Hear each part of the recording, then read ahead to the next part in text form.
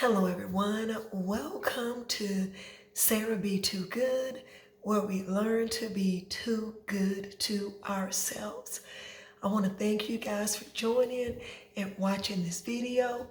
You already know what to do. Hit that subscribe button and like this video and share this video with 5 people that you know. Sarah Be Too Good is where we learn to be too good to ourselves. One way that we can be too good to ourselves is when you and I stay out of the Most High's business. I have been super guilty as charged, worried about the Most High's business, concerned about when his vengeance was going to be laid out on those individuals. They already know what they did. They know what they did. I know what they did. I don't even know the full extent of what they've done, but they know what they've done, and the Most High knows what they've done. And I had to get out of the Most High's business and allow him to be God, because that's what he does best. He's God, the God of Abraham, Isaac, and Jacob. And the reason why you should and I should stay out of the Most High's business, number one, is good for our mental health. It takes a load off, And another reason why we need to stay out of his business is because those individuals that know they've done you wrong, they know what they've done, they have an up to moment. What do I mean by an up to moment? So remember in the Old Testament, in the book of Esther, and so Esther along with other women they was basically auditioning to see who was going to make the cut, for the king's selection as his wife, as his bride, as his queen, and so Esther made the cut. And so she's living in the palace and she's the queen to the king, and so she's doing her thing. And so one night, Esther's husband, the king, he was restless. He couldn't go to sleep, y'all. He couldn't go to sleep. And so he gets up in the middle of the night because he's tossing and turning. He can't go to sleep. And so he begins to look through this log book of all the good deeds that were done. And in that moment, he remembered, in that moment, he runs across the deed that Mordecai, Esther's cousin, who raised Esther when her parents were killed, murdered, died, okay? And so Mordecai did a deed, and I believe he protected the king. I don't even know exactly what he did, but I know he did a deed, and it was recorded. But whatever deed that Mordecai did, it was unto the king, okay? And so, so that's going backwards as he's looking through this book with a log of actions, deeds that were done. And, so whatever the deed was done, then there was a reward that was issued to the person that did the good deed. And and the king realized that Mordecai was never rewarded for the good deed that he had done. And so in the meantime, the king had some workers, and I believe it was Haman. And so he's planning, he could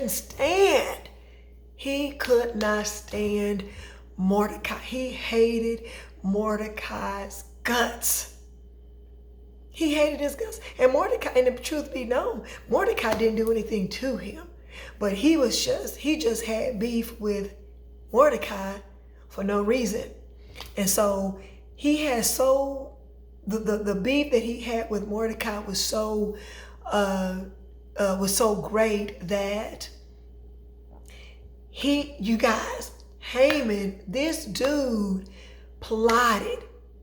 He plotted, you guys, so he plotted and prepared a gallows to chop off Mordecai's head. That's one thing. And so then, during this, then Haman, the king's worker, began to prepare for these festivities that the king was preparing, because he was just confident that the king was gonna make him the HNIC. Y'all know what that means. Okay, so he was confident that the king was going to make him the HNIC. Okay, and so Haman was so confident, and he knew he was going to be the HNIC.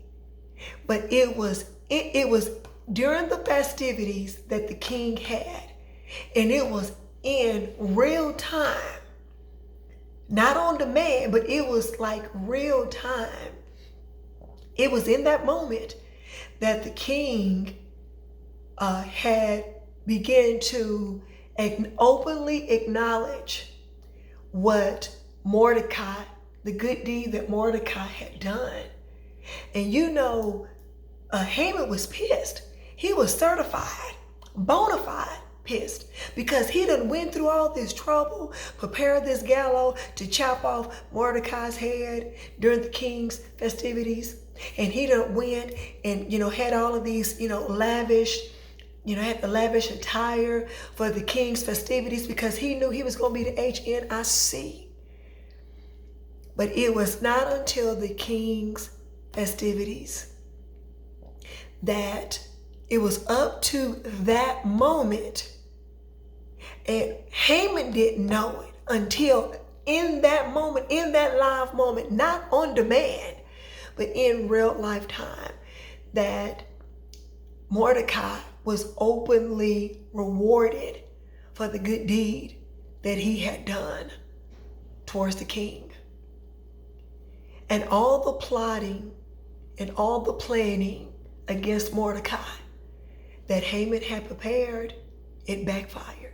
So the royal attire that Haman had prepared for himself, you guys, it ended up being for Mordecai. The same gallows that he prepared for Mordecai's head to be chopped off, it was for his own head to be chopped off. And so I wanted to share that story. The individuals that have wronged you, they know what they've done. They will have an up to moment. Mordecai didn't know. Mordecai was just going about his business. He was just doing what he do. He was just going about his business. But just like Mordecai didn't know, Haman didn't know either that Mordecai was going to be openly rewarded. And so it was that up to moment. And because of that up to moment, this is why you and I got to stay out of God's business. We have to stay out of the Most High's business.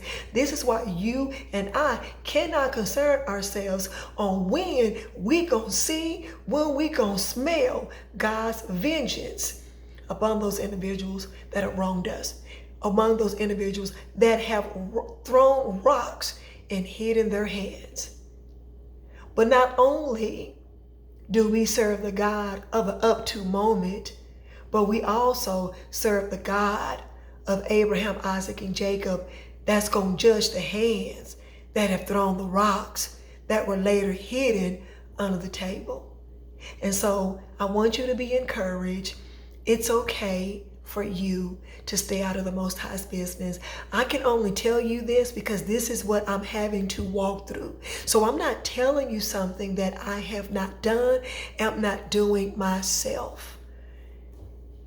And so this is why you and I have to stay out of the Most High's business. We don't have to be concerned when the vengeance is going to hit, when the Most High's vengeance is going to hit those individuals that have wronged us. We don't even have to. We don't even have to concern ourselves. You know, I slept on Proverbs, and I'm not gonna lie, Proverbs was not a go-to book that I read. It was not. But you guys, the book of Proverbs, especially, you know, chapter 10, it has been so comforting unto me. It has been so comforting unto me. And so I want to encourage you to take a look at Proverbs 10 and pull out the verses that really resonate with you. But I want you to know that you can. And the reason you can stay out of the Most High's business, because I'm having to do it. And we can do this together. Because Sarah Be Too Good is a safe place where we learn to be too good to ourselves. And the sooner we stay out of the Most High's business, the sooner we are able to be too good to ourselves. You guys, I want to thank you for sharing and joining and watching this video. Again, I have to say it again. I don't take it lightly that you choose to come in and watch my videos. Thank you for sharing. And until next time, I love you.